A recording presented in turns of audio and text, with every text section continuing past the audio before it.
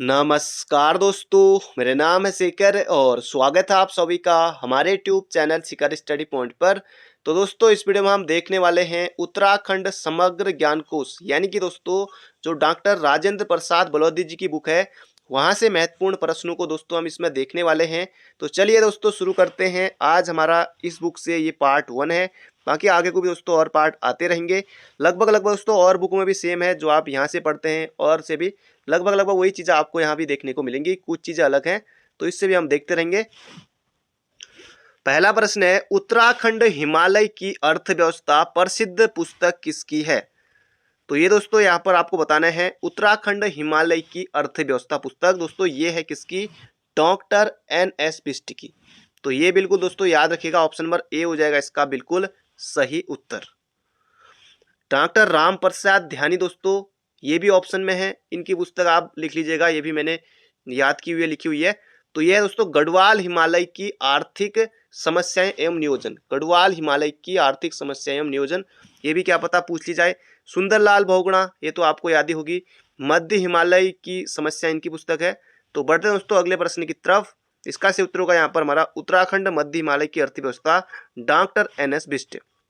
अगला प्रश्न है, निम्न में से कौन सा? शक्ति प्रसाद सकलानी, ऑप्शन में डी है। इनकी दोस्तों इनकी जो पुस्तक है वो है उत्तराखंड में पत्रकारिता का इतिहास। तो ये भी मुझे याद आ गई क्योंकि ये बहुत ज़्यादा महत्वपूर्ण है, बहुत ज़्यादा बार पढ़ा है मैंने इसे, तो आप भी याद कर लीजिए। उत्तराखंड में पत्रकारिता का इतिहास, शक्ति प्रसाद सकलानी इनकी है। बढ़ते हैं अगले प्रश्न की तरफ। अगला प्रश्न है, निम्न में से कौन सा पत्र अल्मोड़ा से नहीं निकलता था? ये आपको यहाँ पर बताना है। शक्ति, स्वाधीन प्रजा, समता या फिर हिमालय की आवाज। शक्ति दोस्तों 1918 में BD पांडे, बद्रीदत्त पांडे। स्वाधीन प्रजा विक्टर मोहन जोशी 1930 में। समता, तो समता दोस्तों ये मुंशी हरिप्रसाद टमटा 1934 में, ये भी अल्मोड़ा से। समता, मुंशी हरिप्रसाद टमटा दोस्तों ये तीनों अल्मोड़ा से निकलते थे। इसका सही उत्तर होगा ऑप्शन नंबर डी हमारा, हिमालय की आवाज। ये दोस्तों कहाँ से निकलता था दोस्तों? ये निकलता था ऋषिकेश से। तो याद रखिएगा दोस्तों, ऑप्शन नंबर डी होगा इसका बिल्कुल सही उत्तर। बाकी शक्ति का प्रकाशन कब हुआ? तो दोस्तों कई बार एग्जाम बन चुका है, तो 15 अक्टूबर 1918 को। और बाकी स्वाधीन प्रजा ये भी बन चुका है, मैंने बता ही दिया आपको। समता ये भी एग्जाम पूछा जा चुका, महत्वपूर्ण प्रश्न है, कैसे भी दोस्तों प्रश्न आ सकता है। बढ़ते हैं अगले प्रश्न की तरफ। अगला प्रश्न है, डॉक्टर शिव प्रसाद डबराल का जन्म हुआ था। तो दोस्तों इनका जन्म कब हुआ था दोस्तों? ये हो जाएगा 1912 में। तो यहाँ पर दोस्तों सिर्फ सन पूछा है, बाकी जैसे इस बुक में दोस्तों दिया हुआ है कि इनका जन्म कब हुआ था, तो 13 नवंबर को, 13 नवंबर 1912। आप कहेंगे परीक्षा वाणी या फिर और जगह जैसे 12 नवंबर दिया हुआ कहीं कहीं, तो कहीं कहीं 13 नवंबर, तभी दोस्तों यहाँ पर सन लिखा हुआ 1912। तो ऑप्शन के हिसाब से देख लीजिएगा अगर पूरी डेट आती है तो। बाकी गूगल में भी कहीं देखा मैंने, कहीं 12 नवंबर दिया था, कहीं 13 नवंबर, पर दोस्तों 1912 याद रखिए, बाकी ज़्यादातर 12 नवंबर है। पौड़ी में इनका जन्म हुआ था, पौड़ी में, पौड़ी के गहली गाँव में। बाकी चारण नाम से जाने जाते हैं, कई बार पुराने पेपरों में पूछा जा चुका है किसी चारण उपनाम से कौन जाने जाते हैं, तो शिव प्रसाद डबराल इनको जाना जाता है। और दोस्तों इनकी पुस्तक है वो आपको याद रखी होंगी, उत्तराखंड के भूटांतिक, ये याद रखिएगा। अलकनंदा उपत्यका, ये इनकी पुस्तक है। उत्तराखंड का इतिहास, ये इनकी पुस्तक है। और बढ़ते हैं दोस्तों अगले प्रश्न की तरफ, ये हो जाएगा 1912 में। तो 3 क्वेश्चन हो गए हैं। बढ़ते हैं चौथे प्रश्न की तरफ। अगला, इंपीरियल वेटरनरी रिसर्च इंस्टीट्यूट की स्थापना की गई। मुक्तेश्वर 1893, श्रीनगर 1854, पंतनगर 1907 या इनमें से कोई नहीं। तो इसका सही उत्तर होगा दोस्तों 1893 में मुक्तेश्वर में की गई थी इंपीरियल वेटरनरी रिसर्च इंस्टीट्यूट की। श्रेय ज़्यादा दोस्तों अल्फ्रेड लिंगार्ड को। और मुक्तेश्वर का दोस्तों जो मुक्तेश्वर नैनीताल में है, मुक्तेश्वर का दोस्तों जो प्राचीन नाम था दोस्तों वो था मोतेश्वर। ये भी बिल्कुल आपको याद रखना है। और ठंडी जगह है दोस्तों मुक्तेश्वर, काफ़ी अच्छी जगह है, मौसम बिल्कुल मस्त रहता है इधर। तो बढ़ो दोस्तों अगले प्रश्न की तरफ। अगला प्रश्न है दोस्तों, जबरदस्त क्वेश्चन है ये। कालिदास की किस रचना में गढ़वाल हिमालय के लिए गौरी गुरु नाम का उल्लेख मिलता है? बाकी दोस्तों ये चारों रचनाएं इन्हीं की हैं। मालविकाग्निमित्रम इन्हीं का है। कुमार संभवम, अभिज्ञान शाकुंतलम, ये तो खैर प्रसिद्ध रचना है, आपने बहुत पढ़ा होगा इसे, मतलब अंदर से तो नहीं पढ़ा होगा लेकिन इसके बारे में जैसे परीक्षा वाणी में जैसे माली नदी के तट पर है और ये सब और चीज़ें पढ़ी होंगी। रघुवंशम ये भी इनका है। कुमार संभव दोस्तों ये भी इनका है। किस रचना में गढ़वाल हिमालय के लिए गौरी गुरु मिलता है दोस्तों। जबरदस्त क्वेश्चन है ये। गौरी गुरु का अर्थ क्या है? यानी कि दोस्तों गौरी गुरु यानी कि गौरी का पिता, गौरी गुरु यानी कि गौरी का पिता। दोस्तों ये मिलता है रघुवंशम में। याद रख लीजिएगा दोस्तों, क्या पता एग्जाम में बन जाए, तो रघुवंशम दोस्तों इसका बिल्कुल सही उत्तर है। बाकी ये जो मालविकाग्निमित्रम है दोस्तों, ये कालिदास की पहली रचना है, ये भी प्रश्न बन सकता है। बाकी अग्निमित्र, ये आपने जीके में पढ़ा होगा, मालविकाग्निमित्रम में जो कुछ प्रमुख पात्र है, इस तरह से प्रश्न बनता है, तो अग्निमित्र है, तो ये भी याद रख लीजिएगा। इसका सही उत्तर दोस्तों रघुवंशम। उम्मीद करता हूं दोस्तों अभी तक आपको बिल्कुल प्रश्न अच्छे लग रहे होंगे। बढ़ते हैं अगले प्रश्न की तरफ। अगला है निम्नलिखित में से कौन सा एक सही सुमेलित नहीं है? तो पर्वत दिए हुए दोस्तों, एक तरफ उनकी ऊंचाई दी हुई है। तो यमुनोत्री पर्वत दोस्तों कहाँ है? उत्तरकाशी में है। भागीरथी पर्वत कहाँ है? उत्तरकाशी में है। श्रीकंठ पर्वत कहाँ है? उत्तरकाशी में है। गंगोत्री पर्वत कहाँ है दोस्तों? उत्तरकाशी में है। तो यमुनोत्री पर्वत 6400 मीटर बिल्कुल सही है। भागीरथी पर्वत 6856 मीटर, ये भी सही है। और श्रीकंठ पर्वत दोस्तों 82 नहीं 62 मीटर दोस्तों नहीं है। ये दोस्तों कितना 67-28 मीटर, 67-28 मीटर दोस्तों इसकी ऊंचाई है श्रीकंठ पर्वत की। तो ये आपको बिल्कुल याद रखना। ये कुछ अटपटा लग रहा था मुझे, ये हो जाएगा इसका सही उत्तर। और गंगोत्री पर्वत 66-72, तो ये दोस्तों बिल्कुल सही है। तो इसका सही उत्तर हो जाएगा हमारा ऑप्शन नंबर सी। बाकी गंगोत्री, ये गंगोत्री का दोस्तों उत्तरकाशी में है, बिल्कुल आसान है। तो 66-72 ये भी सही है। तो इसका सही उत्तर हो जाएगा ऑप्शन नंबर सी। बाकी दोस्तों कुछ भी बन सकता है, कोई भी पर्वत जो महत्वपूर्ण पर्वत हैं वो आ सकते हैं। निम्न में से किस पर्वत की ऊंचाई इनमें से सबसे कम है? ये ऊंचाई भी नहीं मिलेगी वहाँ पर, 4 ऑप्शन मिल जाएंगे ABCD। किसकी कम है वो आपको ऊंचाई भी खुद ही याद रखनी होगी। कई बार दोस्तों इस तरह प्रश्न बनते हैं, पहले पूछा जा चुका है। अगला प्रश्न है, निम्न में से कौन सा बुग्याल यमुनोत्री के सर्वाधिक निकट है? तो इनमें से दोस्तों आपको बताना कौन सा है, हरकीदून, औली, चौमासी या देवदामिनी। अब दोस्तों आपको ये भी पता होने चाहिए कि कौन कौन कहाँ है। तो इसका सही उत्तर का दोस्तों देवदामिनी। देवदामिनी जो बुग्याल है दोस्तों यमुनोत्री के सर्वाधिक निकट है। बाकी हरकीदून, ये भी उत्तरकाशी में होने को, ये दोस्तों जो टॉन्स वाला जो क्षेत्र है, टॉन्स का जो एरिया है उसमें दोस्तों ये वहाँ पर है हरकीदून। बाकी औली ये हो गया चमोली वाला, चमोली यानी कि जोशीमठ में। और चौमासी दोस्तों ये भी चमोली वाला है। तो ये हो जाएगा देवदामिनी। इसका सही उत्तर ऑप्शन नंबर ए। अगला प्रश्न है, रमलगाड़, मतकानी, गुनखागाड़ आदि सहायक नदियां हैं।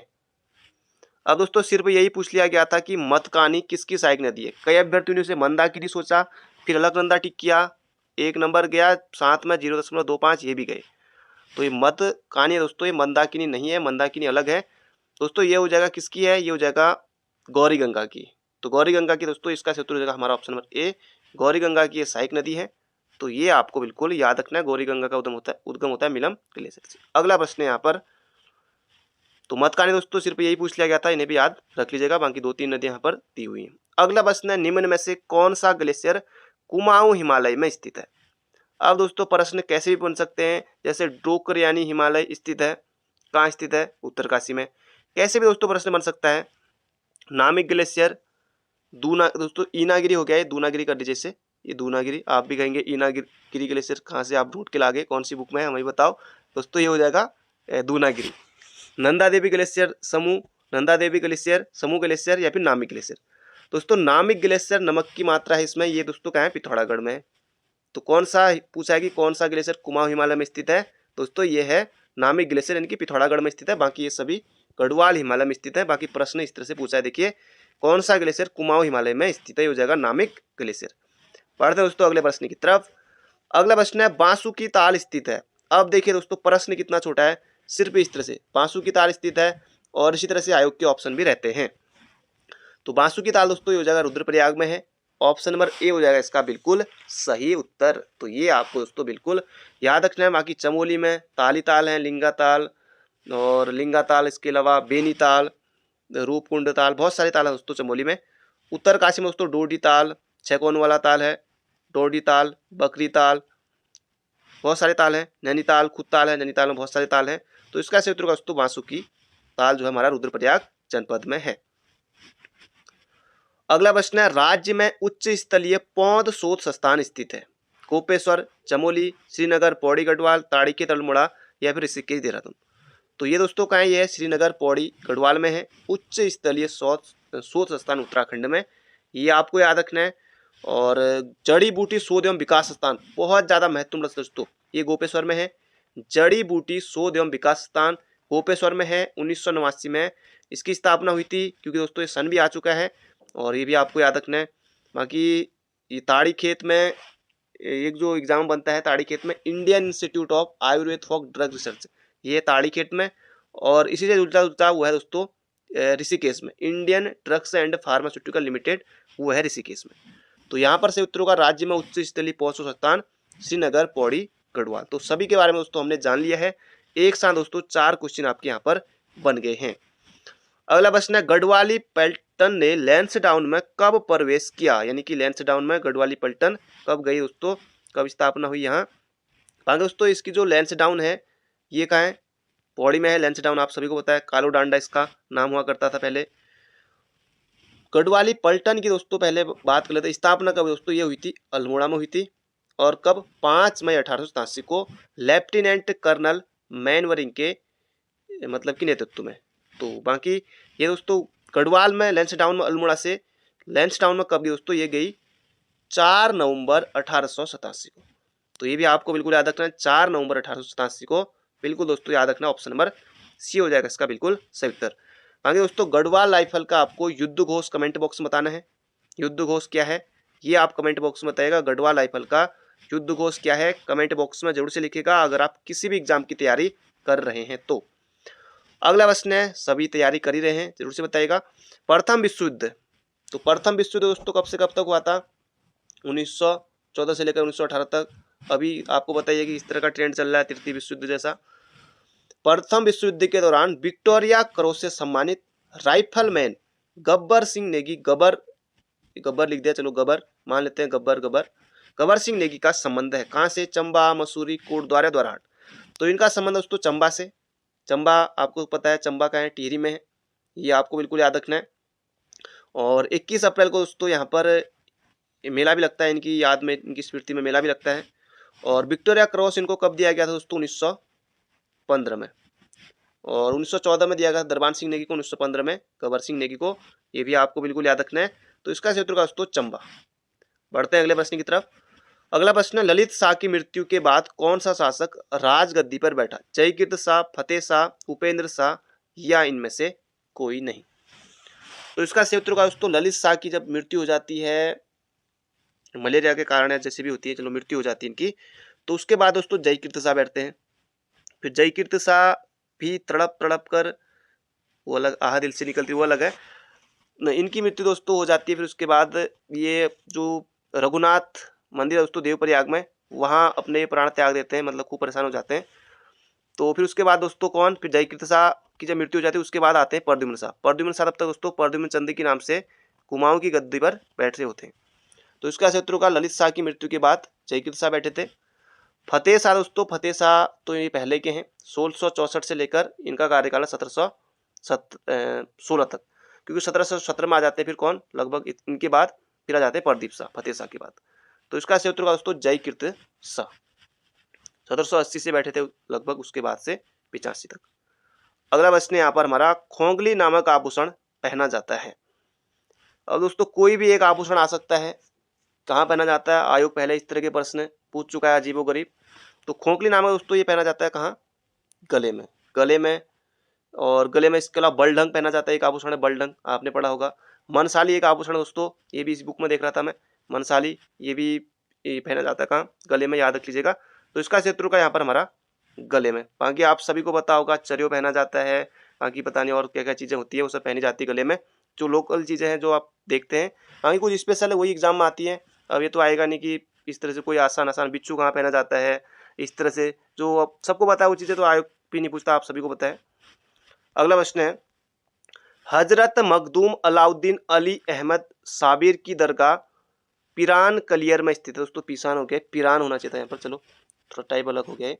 पिरान कलियर रुड़की में, पिरान कलियर ये दोस्तों रुड़की में, ये आपको पता है। तो कई बार ये बन चुका है दोस्तों, कहाँ स्थित है, कलियर में स्थित है। तो इनका जन्म दोस्तों कहाँ हुआ था, ये दोस्तों पिरान कलियर रुड़की में है, आप सभी को पता है। तो इनका जन्म दोस्तों कहाँ हुआ था, यहाँ पर पूछा गया है। अफगानिस्तान, पाकिस्तान, ईरान, फर्रुखाबाद, उत्तर प्रदेश। तो फर्रुखाबाद यूपी दोस्तों नहीं है, इसका उत्तर पाकिस्तान में इनका जन्म हुआ था। हजरत मखदूम अलाउद्दीन अली अहमद साबिर की दरगाह तो पिरान कलियर रुड़की में, ये आपको पता है। और इनका जन्म दोस्तों कहाँ हुआ था? अफगानिस्तान में। तो याद रख लीजिएगा, महत्वपूर्ण प्रश्न बन सकता है एग्जाम में। बाकी ये इनकी दरगाह कहाँ है? हजरत मखदूम अलाउद्दीन अली अहमद साबिर की, ये कई बार बन चुका है, तो ये पिरान क्लियर में है। बाकी यही प्रश्न एग्जाम में बन चुका है, तो प्रश्न में ही प्रश्न बन चुका है, तो यहाँ पर मैंने पूरा लिखा हुआ है। बाकी इनका जन्म अभी तक नहीं आया है, तो अफगानिस्तान में, ये भी याद रखिएगा। अगला है प्रतिवर्ष शहीद दिवस सल्ट खुमाड़ में मनाया जाता है, ये आपको यहाँ पर बताना है। प्रतिवर्ष शहीद दिवस सल्ट खुमार सलियोड़ी दोस्तों, ये होगा अल्मोड़ा, सल्ट खुमार अल्मोड़ा में मनाया जाता है दोस्तों। इसका सही उत्तर होगा 5 सितंबर को मनाया जाता है। 5 सितंबर, इसको अल्मोड़ा कर लीजिए। 5 सितंबर को, ये दोस्तों मैं टाइप करने के लिए किसी और को देता हूँ, क्योंकि मैं पहले जो कॉपी है उसमें बनाता हूँ, तो मैं किसी और को देता हूँ टाइप करने के लिए, क्योंकि तो इतना समय हो नहीं पाता है सीधे मैं टाइप करूँ कॉपी में, क्योंकि तो थोड़ा यहाँ पर गलत टाइप हो गया, आप सभी समझदार हैं। तो सल्ट खुमार अल्मोड़ा यहाँ पर कर लीजिए। 5 सितंबर को दोस्तों मनाया जाता है, क्योंकि दोस्तों जो सल्ट गोलीकांड था वो हुआ था कब? 5 सितंबर 1942 को। तो ये आपको बिल्कुल याद रखना है। बढ़ते हैं अगले प्रश्न की तरफ। अगला प्रश्न है गढ़ गीता संग्राम गढ़ी का नाटक रचनाएं किसकी है? दोस्तों ये प्रश्न बन चुका है, गढ़ी का नाटक किसका है करके, यूकेपीएससी तक इस प्रश्न को पूछ चुका है। गढ़ गीता संग्राम गढ़ी का नाटक दोस्तों ये है मौलाराम का, बिल्कुल याद रखिएगा, मौलाराम अंकल का, ये आपको बिल्कुल याद रखना है। गढ़ गीता संग्राम गढ़ी का नाटक किसका है? मौलाराम का। पढ़ते हैं अगले प्रश्न की तरफ। बाकी गणराज वंश काव्य मौलाराम का है। अगला प्रश्न है गीत गोविंद का चित्रण किसने किया? दोस्तों ये प्रश्न आप परीक्षा वाणी में पढ़ चुके होंगे और जगह भी, अब आपको अच्छे से याद है या नहीं है वो अलग बात है। गीत गोविंद का चित्रण चैतू और माड़कू में जरूर आपके मन में हो रहा होगा, चैतू माड़कू, चैतू माड़कू। गीत गोविंद दोस्तों ये हो जाएगा माड़कू, माड़कू का है, बिल्कुल याद रखना है। आंख मिचौली किसकी है? चैतू माड़कू, तो ये भी दोस्तों माड़कू का है। आंख मिचौली भी, गीत गोविंदम भी। गीत गोविंदम दोस्तों किसका है? ये जयदेव का है। गीत गोविंद, गीत गोविंद जयदेव का है, तो ये भी आपको याद रखना है। पहले तक आप आयोग के पुराने पेपर देखेंगे, गीत गोविंद किसकी रचना है? जयदेव की, कई बार बन चुका है, तो दोस्तों माड़कू, बिल्कुल आपको याद रखना है। अगला प्रश्न है टाइगर फॉल स्थित है चक्राता, ढनोल्टी, नैनीताल या इनमें से कोई नहीं? तो टाइगर फॉल दोस्तों कहाँ है? ये दोस्तों चक्राता देहरादून में। कैंपिटी फॉल, टिहरी, तो ये हो जाएगा दोस्तों टाइगर फॉल कहाँ है? चक्राता में। तो दोस्तों ये थे आज के हमारे महत्वपूर्ण प्रश्न। उम्मीद करता हूँ दोस्तों आपको सभी प्रश्न आए होंगे। स्कोर कितना रहा कमेंट बॉक्स में जरूर बताएगा। बाकी ये सीरीज पसंद आया नहीं ये भी कमेंट बॉक्स में जरूर बताएगा। बाकी मिलते हैं बहुत जल्दी एक नई वीडियो में। Thank you friend, thank you so much. बाकी तैयारी करते रहिए।